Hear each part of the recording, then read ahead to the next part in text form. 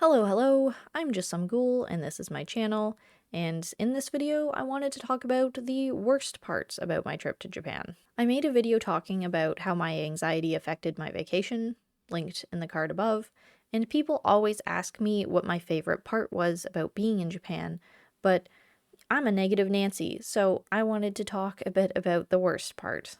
And the truth is, the worst part about my trip were the very places that I had gone there for, the tourist locations. I'm sure it will come as no surprise that my least favorite aspect of traveling was dealing with other foreigners. Because I hate people. Duh.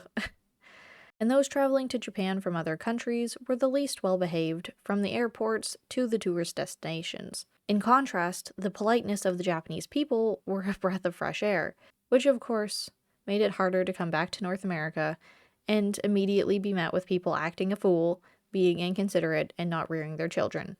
Yet I digress.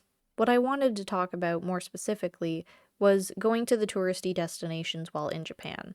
We went close to peak season, although we missed the fall colors, so I expected it to be crowded, but I didn't expect not to be able to move. Everyone always talks about Kyoto as a beautiful destination, but I really had a hard time enjoying it. I believe my worst experience was the winding road up to Fushimi Inari Taisha, a paved street lined with stores, and it was so packed with people that every step that we took was only a couple inches at a time, and we'd constantly come to a standstill because people would point at something or lose someone, and a whole group of people would just stop dead in the way of everyone else, holding up literally hundreds of other people that are just trying to get to the goddamn top and see the shrines. Of course, it thinned out at the top once people could spread out a bit, but then it turned into a competition to see who could get the best photo with the least amount of other people in it. At the shrine itself, there were Japanese people as much as there were tourists, dressed up in kimonos and looking for a traditional photo. Which, like, I get it if it's a rite of passage or something, but I also don't get it because you're never going to get the photo that you want. There's hundreds of thousands of other people all clamoring to get the same thing in the exact same spot. Maybe it's just me, but I'd much rather have a photo that isn't exactly the same as everyone else's. Doesn't that make it mean less? Maybe to some people it makes it mean more, because tradition, but it also just made the experience feel like a checkbox rather than an experience. It's a shame that so many of the shrine areas ended up feeling consumerized. We ended up leaving Kyoto a few days earlier than we'd expected because the scenery of some of the shrines was striking, but the ability to enjoy its culture was taken away by loud, over-selfieing tourists. When we went to Mount Inari, the place that's famous for the hundreds of orange gates all the way to the top, we managed to find a back trail that snaked out into a bamboo forest rather than follow the beaten path. So that was nice. But once we got to the top, it was getting dark, so we chose to take the man-made stairways back down.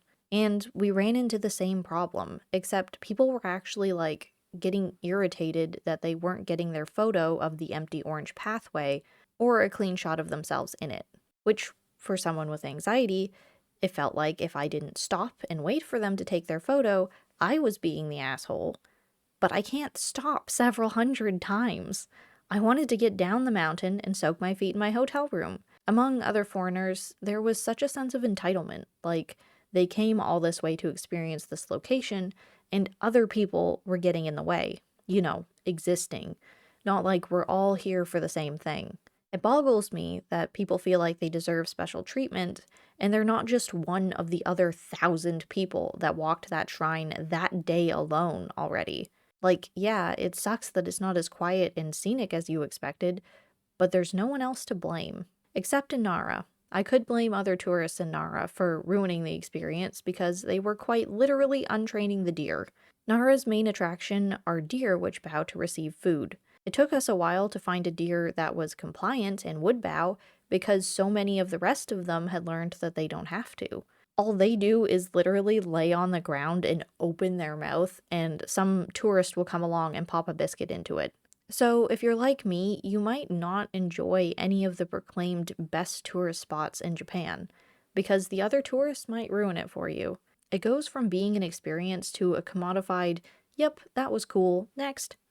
I enjoyed all of the places off of the expected paths way more than the biggest, bestest shrines and attractions. So keep that in mind if you're planning on going to Japan anywhere near peak season. If people are an issue for you, either hold off or go somewhere that the majority of everyone else isn't. And that's my monthly rant about how much I dislike human beings. I don't know what you want from me. I'm a ghoul. I eat people. I'm sure I'll find something else to complain about the human race in the next month. So until then, bye.